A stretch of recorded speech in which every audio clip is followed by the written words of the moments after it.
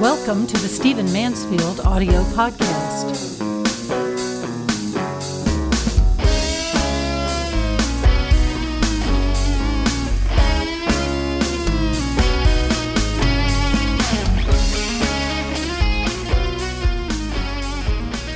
I'm titling this podcast, The Coming Victory Over ISIS. And I want to not only talk about ISIS, but also talk about the way the news works just a little bit and how it slants our perspective on what's happening in the world.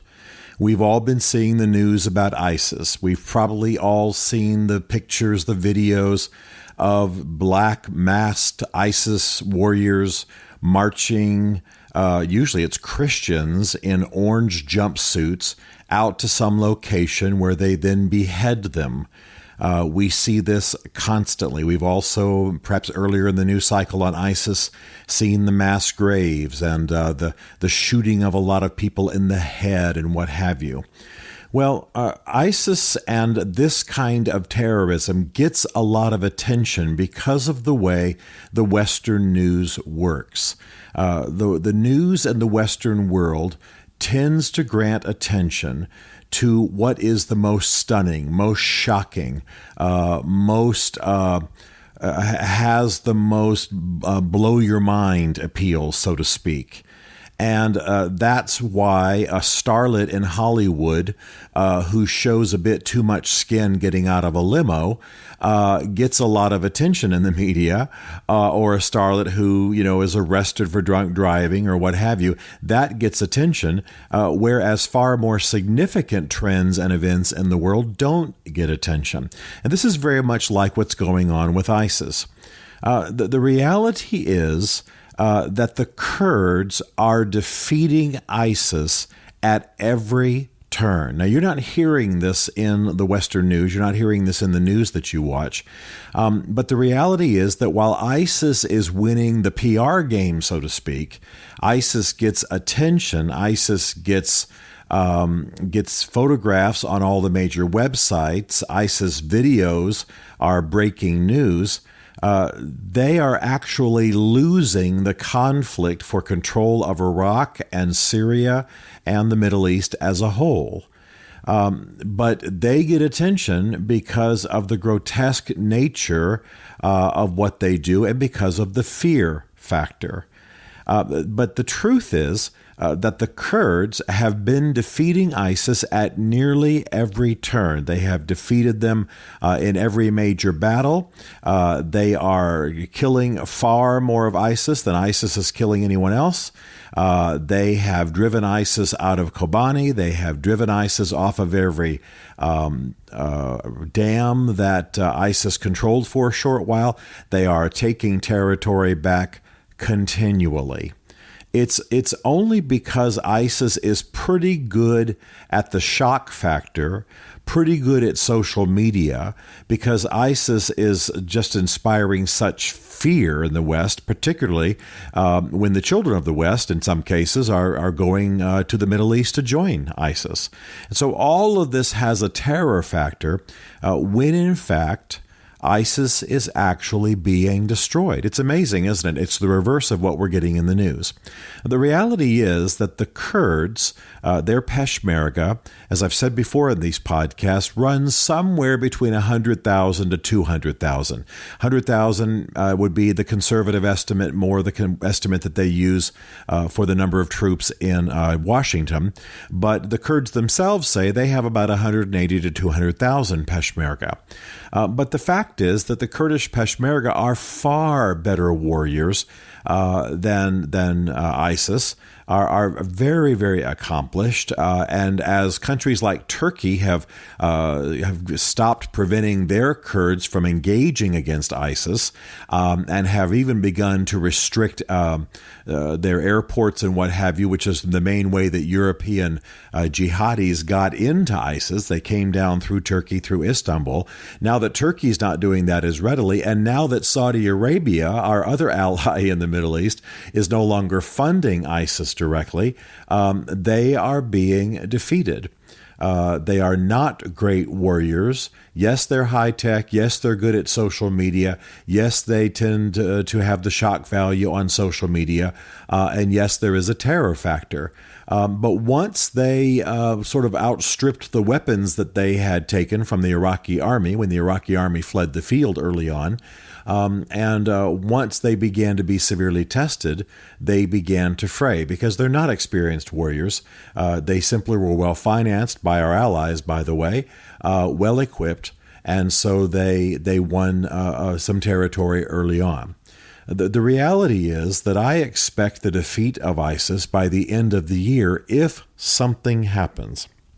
And the thing that needs to happen is that the U.S. Congress needs to pass H.R. 1654. Congressman Ed Royce last year wrote a bill that would allow the U.S. government to directly supply the Kurds. Now, this had previously not been allowed because our foreign policy was based on a unified Iraq, and so we would not directly arm the Kurds any more than we would want some other country sending arms directly to Arizona or Texas or Montana. In other words, we were committed to and were contractually obligated to work with Iraq as a whole. Of course, the Baghdad government is a joke. Until recently, it's really been divided and corrupt. So the Kurds were not well provisioned. They actually were armed better by countries like Germany, Jordan, other countries that might be a surprise to us.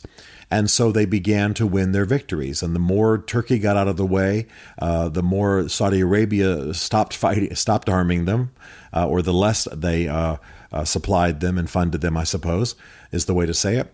And the more the Kurds became unified, the more victories they won. So there you have the Kurds, their Peshmerga, 100 to 200,000. Well, see, ISIS is only about 30 to 40,000 people. And that number is dropping all the time because they're being killed and their resupply lines are being shut down. So what we need now is for this bill, H.R. 1654, which just a few weeks ago went to the House Foreign Relations Committee, what we need is for that to move swiftly through the congressional process and go through the House and get to the floor so that it can be passed. And once it's passed, the U.S. government can directly arm the Kurds, and that is going to change everything. Notice now, the Kurds are already winning, and they do not have the weapons that they need. They run out of bullets from time to time. They don't have the larger artillery. The most they have is some Western close air support, which is very helpful, of course. But in this kind of guerrilla fighting, it's not alone gonna get the job done.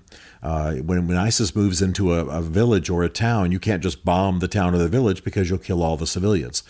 So you've got to do it street by street. It's what the Kurds are good at, but they've got to have the weapons. So I believe that by the end of 2015, if H.R. 1654 does pass in Congress, and if the U.S. military does swiftly supply the Kurds, that we could see not the complete end of ISIS, but the majority of the victory against them, I think, perhaps by Christmas time of this year. It just depends on how rapidly things move in the House and then the Senate. In other words, we are winning, though media would tell us otherwise. We are seeing a victory over ISIS happen every day. The Kurds are magnificent. The Iraqi army is getting better. The close Western air support is helping a tremendous amount. The advisors that are on the ground now helping the Kurds are of great benefit. And I think there's actually some under-the-table supplying of the Kurds that was not there before. And all of this is helping to defeat ISIS.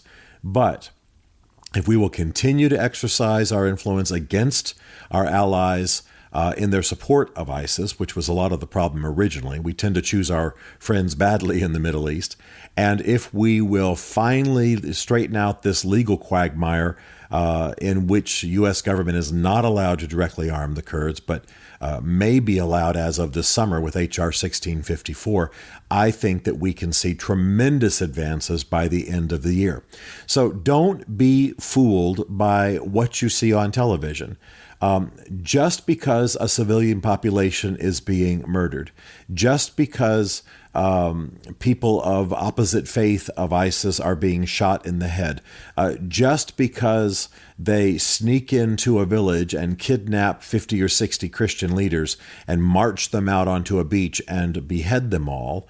Please don't think I'm making light of any of those. All of those are tragedies. And as a Christian, I grieve the persecution of Christians that's happening in the Middle East.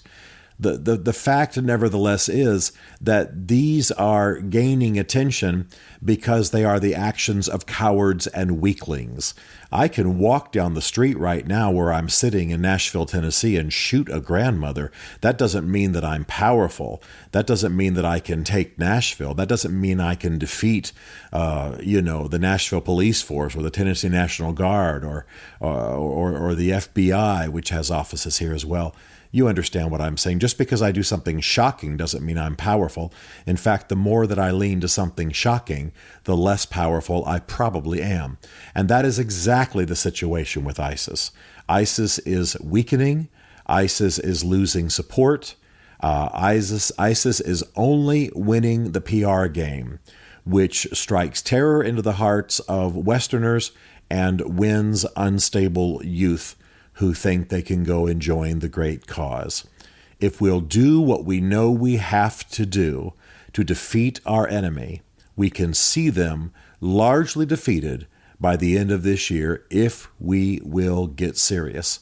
And I want to commend Congressman Ed Royce from California, a Republican, for authoring this bill. I want to commend those like Congressman Marsha Blackburn for supporting it and being an outspoken champion of the Kurds. And I want to tell you that I believe we can see some great things happen by the end of the year. Don't believe just what you see on television in the news. Dig into the facts. Look at the stats. Watch this bill, H.R. 1654. Call your congressman. Tell them you want it supported. Call your senator. Tell them you want it supported. And I believe we can see this gross evil destroyed within the next 12 months. Stephen Mansfield is a New York Times best-selling author, a popular speaker, and a frequent faith and culture commentator on CNN, Fox, and the Huffington Post. His groundbreaking books on faith and society include The Faith of George W. Bush, The Search for God in Guinness, Mansfield's Book of Manly Men, and The Miracle of the Kurds. You can learn more about Stephen at stephenmansfield.tv and greatman.us, and connect with him on Facebook and on Twitter under the name Mansfield Writes. The Stephen Mansfield podcast is produced by Isaac Darnell, who also wrote, performed, and produced the Rockin' Podcast theme song. Be sure to rate the Stephen Mansfield podcast in the iTunes Store. This is a Chartwell Literary Group production.